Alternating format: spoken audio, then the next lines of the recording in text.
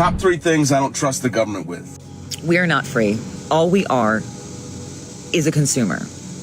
All we are is a data metric, a dollar sign. So, with the rising cost of living and financial pressure affecting so many people, it's no surprise that we're seeing some pretty intense reactions online. People are dealing with higher expenses, tighter budgets, and situations that can push anyone to their limit. And today, I've found some of the craziest financial clips and reactions making the rounds on the internet. So, you definitely won't want to miss a single moment of this video. 3 things I don't trust the government with. First, my kids. I don't think they have the best interest for my kids.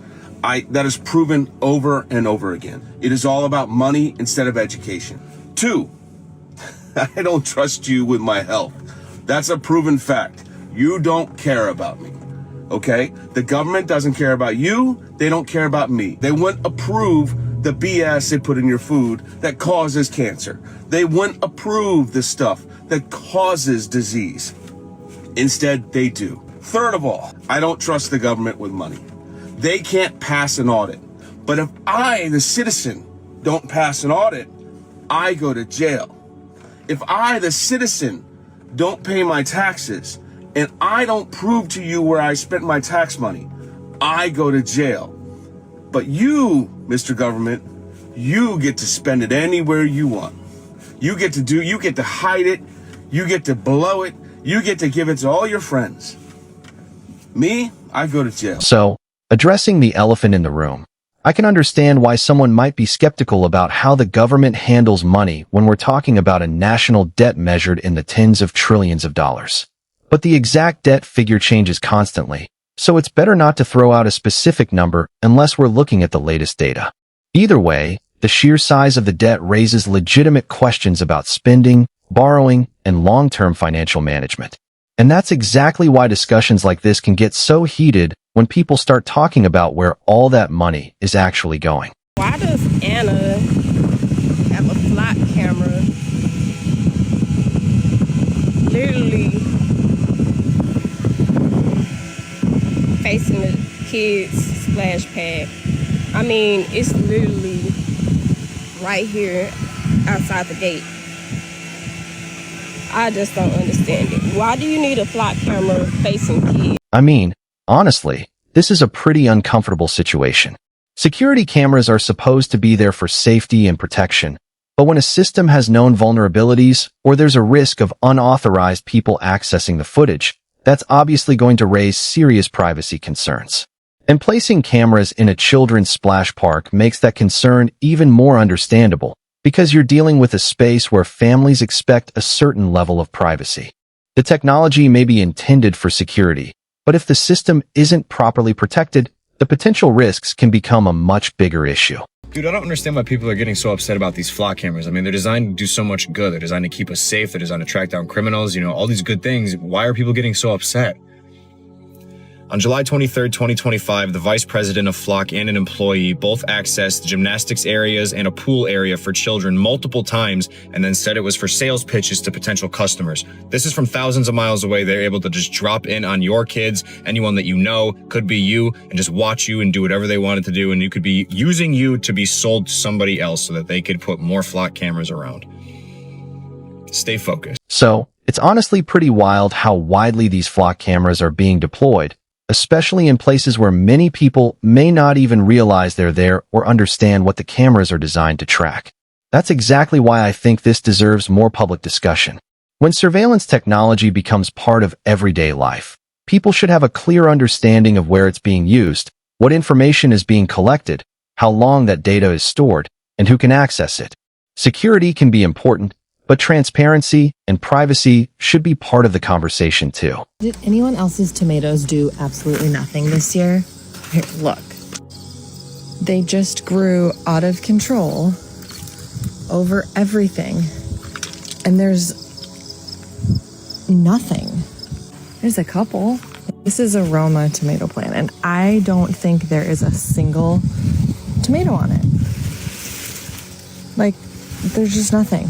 We planted tomatoes last year and we could not keep up with them. So we just did the same thing again, and it just looks like a giant. So honestly, I'm not entirely sure what's going on here either. There could be a reasonable explanation that we're simply missing, or maybe there's more context that hasn't been shown in the clip. I don't want to jump to conclusions or claim that any particular theory is true without knowing the full story. But I'm curious to hear what you guys think. If you have a theory about what's actually happening here, drop it down in the comments and let me know, because I'm definitely interested to hear your take on this one. Our daughter's 29 years old, wears a badge, carries a gun, dangerous job, has to lock people up, puts her life at risk every day. And guess what? She can't afford to move out. She's still in the bedroom that she grew up in. Why? Why? Because $600,000 for a house is the new norm? That's what we tell our kids? That you can't, it's okay, you can't move out. You can live here until you're 30, 40 years old. What are we doing? There used to be a day where the American dream was achieved. Kids hit a certain age, they saved a decent amount of money, they were able to move out. They didn't have to live with their family until they were 30, 35 years old. Don't get me wrong, I love her here, but I want to see her have the American dream. I want to see her be able to buy her own home, have her own kitchen. But she can't. She can't even afford to rent the place. What are we doing? America. This is not the American dream. Yeah, unfortunately, homeownership is becoming increasingly difficult for a lot of people, especially younger buyers who are dealing with high home prices, interest rates, and other rising living costs.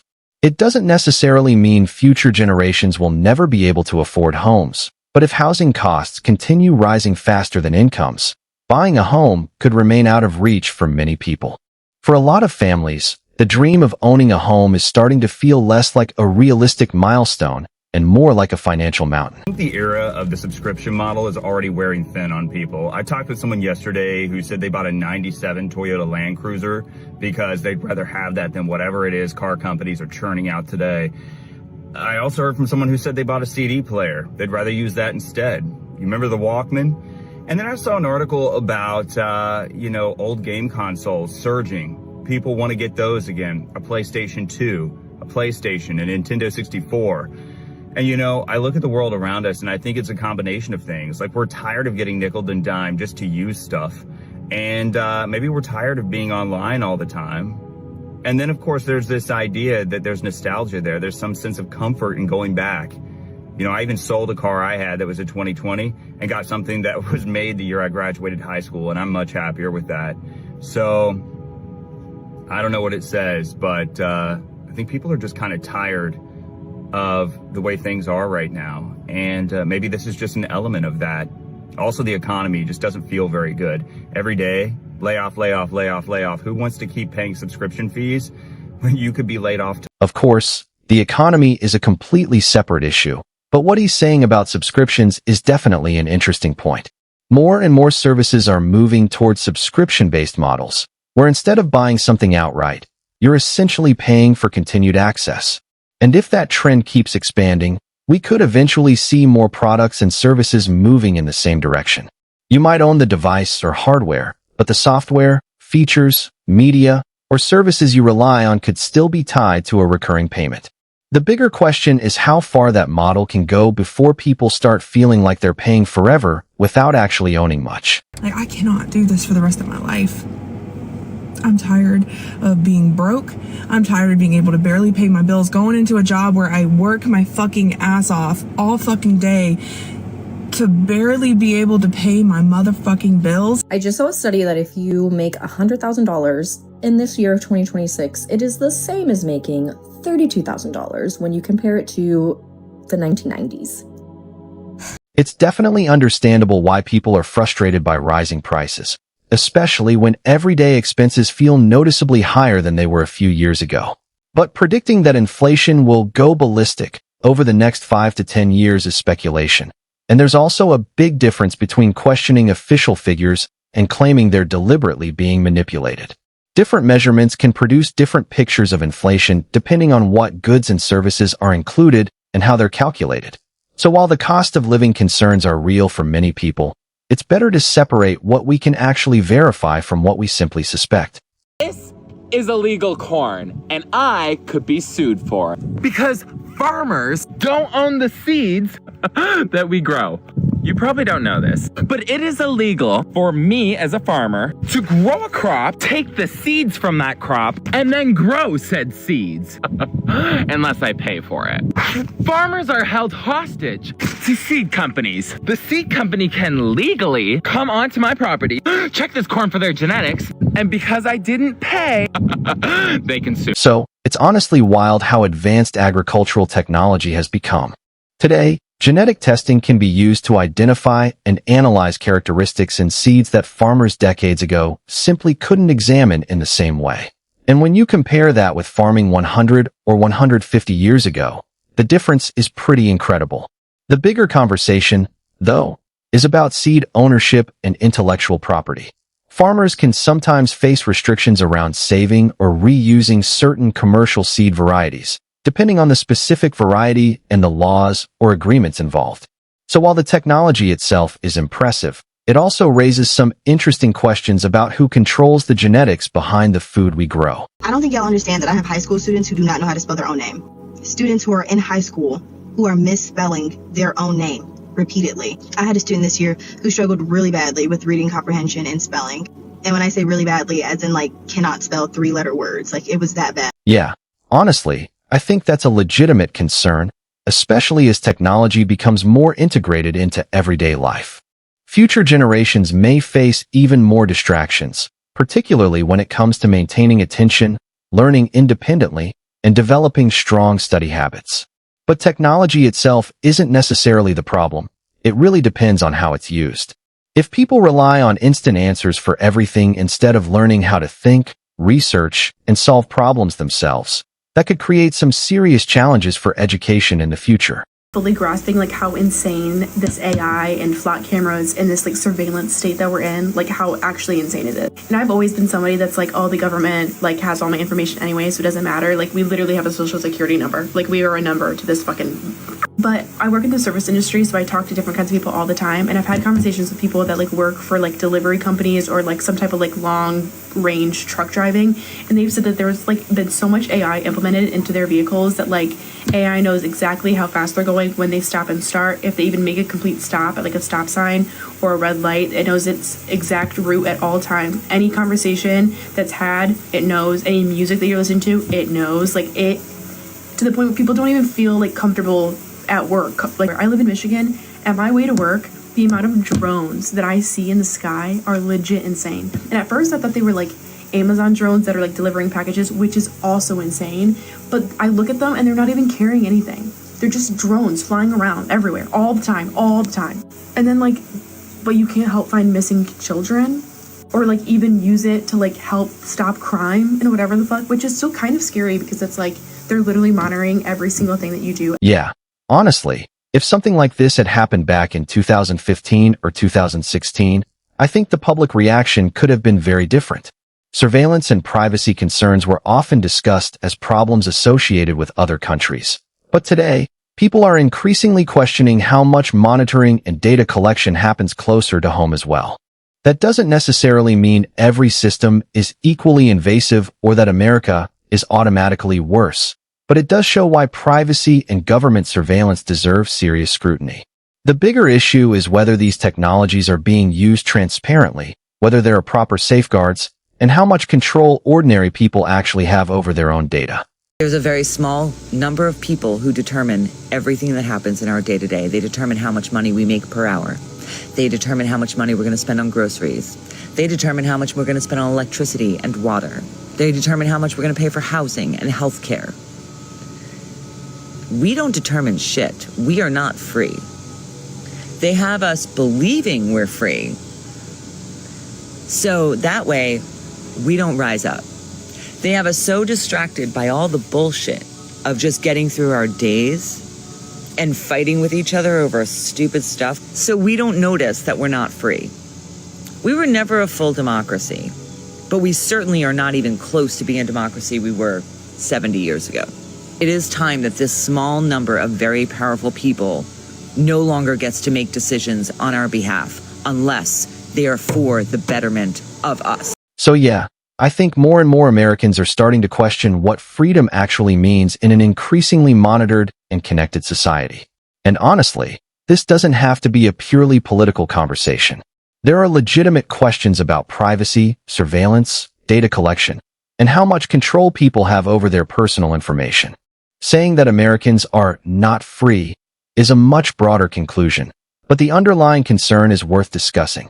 How much privacy and personal autonomy are people willing to give up in exchange for convenience and security? That's a conversation that isn't going away anytime soon. One group of Americans that are doing very well, and when you ask them, they're like, hey, I'm doing fine, I don't know what everybody complaining about. And then you have another group over here that is living paycheck to paycheck, and they're like, shit is too expensive, inflation is out of control, like I'm going from paycheck to paycheck. This takes me back to 2012 when I was trying to purchase my first house. This is when the housing market was just coming back. So like when you went looking for houses, a lot of houses had like these bright neon letters on them. And these were all the houses that got foreclosed on them already. So every neighborhood I went to, you saw this. As far as your eye could see, it was crazy. And I remember we went to this older white lady's house. House was beautiful. I got to see all the family pictures up there. She had a fountain in the back. And I remember saying to myself, like, why is she selling this house? Like, what's the deal? Like, I really like this house, but why is she selling it? The house is beautiful. And my realtor at the time said, oh, the house is a short sale and it's about to be foreclosed on, so she has to sell it. Right then and there, I paused. Because I looked at it from the point of view that could be my grandmother, aunt, mother that worked their ass off for a house and now they have to short sell it because it's about to be foreclosed on. Sometimes, man, empathy has to kick in. And a lot of times, just because your situation is good does not mean your situation can be bad. I've seen people go from hero to zero very quick. It can happen very quick. And a lot of times people think, well, that could never be me. Yes, it can. Yes, it can. So whenever you're handling a situation, you have to look at both sides, because I know a lot of times people get on this high mountain and then they pump their chest out and like, well, I'm doing good. And well, guess what, dude? A year from now, 2 years from now, shit could come falling down on you. And it can happen very quickly. And empathy is free, all right? It's very free. So always be compassionate about other people's situation, because you never know when it can actually be you. Yeah, I think the main point here is that financial problems can affect almost anyone, regardless of how much money they currently have. That's why being careful with spending, avoiding unnecessary debt, and especially staying away from risky habits like gambling can make a huge difference. Having money today doesn't guarantee financial security tomorrow if it's constantly being drained. And when you look at the bigger picture, there does seem to be a growing divide between people who are financially comfortable and those who are struggling to keep up with everyday costs. That gap is an important part of the conversation about the future of the American economy. To any Americans, between the ages of 35 to 45, especially if you have kids, but even if you don't, how are we affording things? How are you affording anything? And houses and cars, that's not really what I'm talking, but yeah, that.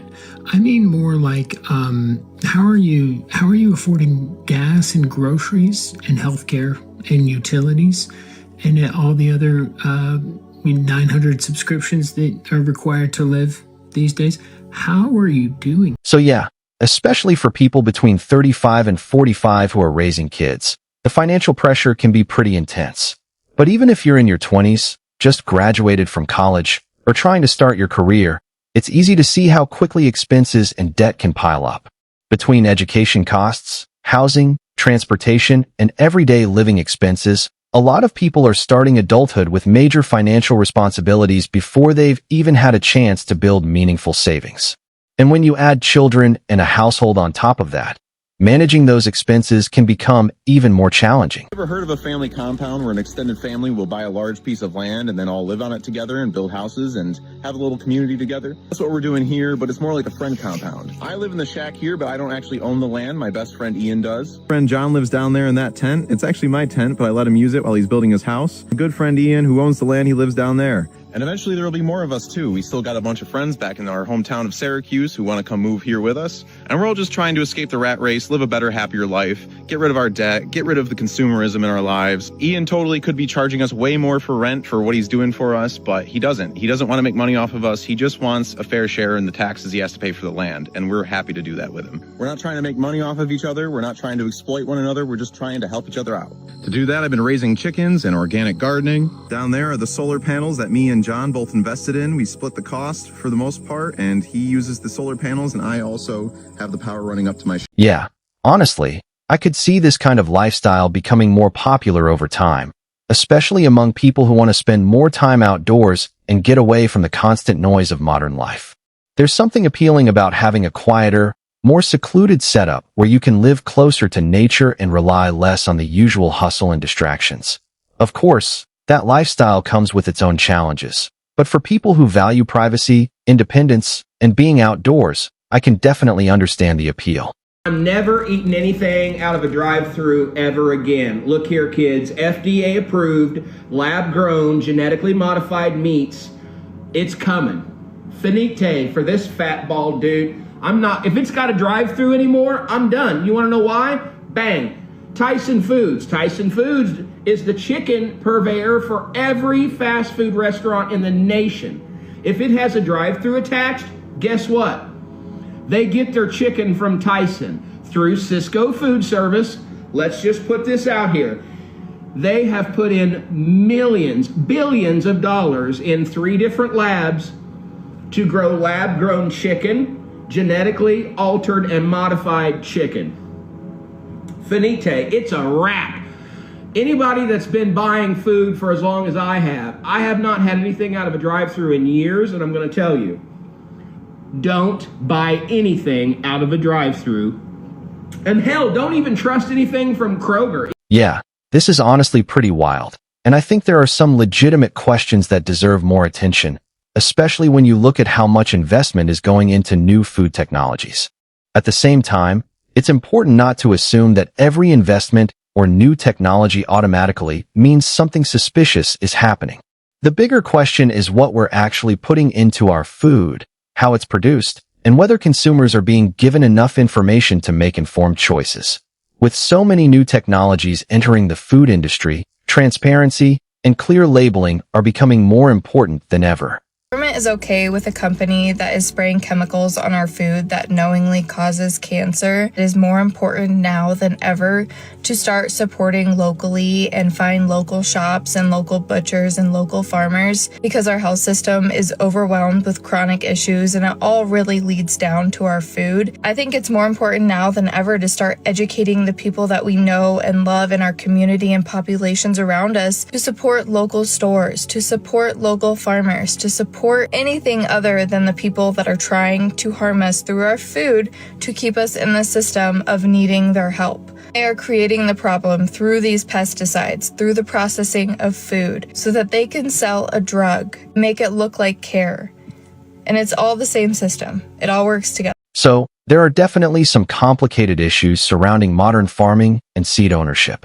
Farmers can face restrictions on saving and reusing certain commercial seed varieties because of patents, licensing agreements, or other legal protections, although the rules vary depending on the crop and the specific seed. And when it comes to agricultural chemicals, farmers and consumers can have concerns about what substances are being used and how they're regulated. That doesn't mean we have no control or that every chemical is unsafe, but it does highlight why transparency, regulation, and clear information about how our food is produced are so important. I'm literally getting to the point where I can't stand food. No matter how hungry I am, I look around and everything looks kind of gross. Hearing all of this stuff about pesticides all over our fruits and vegetables, and then what is fed to the animals, all these antibiotics and who knows what, then hearing about lab-grown meat, oh gosh, that sounds so gross. I don't even care if it tastes good. To me, I want real meat. I don't want anything grown in a lab. Sometimes I just go in the fridge, I'm looking around and just nothing tastes good. And even the things that I used to absolutely love, like Reese's peanut butter cups, I used to love them. I could devour them. They don't taste good anymore. Everything that I used to like does not taste the same. And I don't know if it's just me. I mean, I hear some of my friends talk about it, but I don't know. It's really, who knows what's in our food anymore? Honestly, I don't think this is something you can pin on just one person. The way food is produced and packaged has changed significantly over the years, and it's understandable why people feel like there's more processed food available than ever before. Of course, That doesn't mean every food product is worse than it was 15 years ago, and there are plenty of factors involved, from manufacturing to consumer demand and convenience. But as highly processed foods continue to become a bigger part of the market, it's definitely worth paying attention to what we're actually buying and eating. But guys, you definitely won't want to miss this final clip, because it gets even crazier. Hey guys, Wisco Cowboy here. Flock cameras in Wisconsin, they're finding out the hard way. Look what I just stumbled upon. Now, for the cops watching this or the feds watching this, I did not cut it down, but I fully support whoever did. I'll tell you that much. Yeah, I think this issue is only going to get more attention as more people learn about these surveillance systems and start questioning how they're being used. There have already been communities debating, reviewing, and in some cases ending agreements involving flock cameras, which shows how much concern there is around privacy and surveillance. But obviously, damaging or destroying these cameras isn't the right way to address those concerns. If people want change, the better approach is to speak out, attend local meetings, contact officials, and push for transparency and accountability through legal channels. But guys, I hope you enjoyed the video. If you did, make sure to like, subscribe, and let me know in the comments what you think about these issues affecting America right now. I'll see you guys in the next one.